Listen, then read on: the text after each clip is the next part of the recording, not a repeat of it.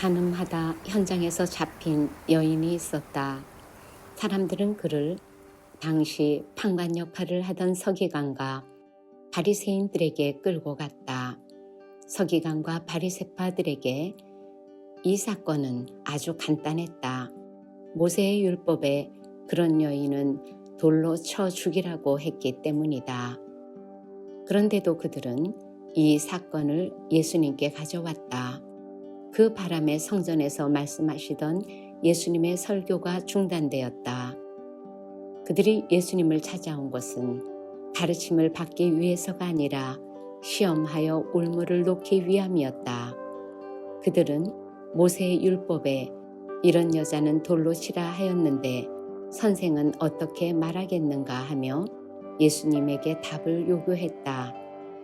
돌로 치지 말라 하면 율법을 어기는 것이고 돌로 치라 하면 평소 강조했던 사랑과 용서에 배치될 것이었다. 이런 그들 앞에서 예수님은 몸을 굽혀 땅바닥에 글만 쓰셨다. 침묵을 택하셨다. 그러자 사람들은 예수님이 외통수에 걸렸다고 생각하여 더욱 많은 소리로 답을 재촉하였다. 그러자 예수님은 긴 침묵 끝에 일어나서 한마디 던지셨다. 너희 중에 죄 없는 자가 돌로 치라. 그 한마디 말씀에 사람들은 양심의 가책을 느껴 어른으로 시작하여 젊은이까지 자리를 떠나갔다. 주님의 조용한 말씀 한마디가 살기 등등했던 사람들의 수백 마디 주장과 고함을 물리쳤다. 한 말씀의 위력이었다. 사막과 광야로 나간 교부와 교모가 사모한 것도 그런 한 말씀이었다. 침묵 속에서 들려오는 주님의 말씀에서 용기와 지혜를 얻은 사람들이다. 그런 성자들은 찾아온 제자와 교민들이 원했던 것도 한 말씀 주십시오 였다. 그렇게 들려진 사막 교부와 교모의 말씀이 입에서 입으로 전달되어 오늘 우리에게까지 들리게 되었다. 유프레피우스 아빠가 수도생활 초기에 어떤 성자를 찾아가 아빠님 한 말씀 주십시오. 제가 구원을 받기 위해 무엇을 해야 하는지요? 하고 여쭈었다. 그러자 성자는 그대가 정령 구원을 받으려면 누구를 만나든 그가 당신에게 말하기 전에 당신이 먼저 말하지 마시오 하였다. 이 말씀에 큰 깨달음을 얻은 유프레피우스는 엎드려 이렇게 말했다. 지금까지 많은 책을 읽었지만 이런 가르침은 없었습니다.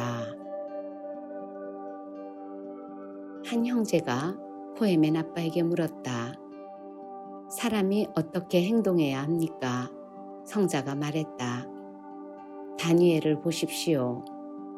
그의 입에서는 하나님 여호와를 향한 기도 외에는 어떤 불평도 나오지 않았습니다. 스케티스에 있던 수도사 몇 명이 안토니 아빠를 찾아 나섰다. 안토니가 있는 곳으로 가려면 배를 타야 했는데 마침 방향이 같은 노인이 있어 함께 탔다. 수도사들은 배를 타고 가면서 아빠들의 교훈이나 성경 말씀 혹은 자신의 일상생활 등에 대해 말하였다. 다만 그 노인은 침묵을 지켰다. 부두에 도착한 그들은 노인도 안토니 아빠가 있는 곳으로 간다는 사실을 알았다. 목적지에 도착했을 때 안토니는 수도사들에게 이처럼 훌륭한 분과 함께한 여행이었으니 어땠습니까? 하였다. 그들은 아무 말도 하지 못했다. 안토니는 노인에게 이처럼 귀한 분들을 모시고 왔네요, 스승님 하였다. 그러자 노인이 말했다. 훌륭한 분들이기는 합니다만 마치 문이 없는 집 같아서 누구든 원하기만 하면 마구간까지 들어가 나귀를 풀어놓은 것 같았소이다. 수도사라면 아무 말이든 생각나는 대로 입에 담아서는 안 된다는 것을 지적한 것이다.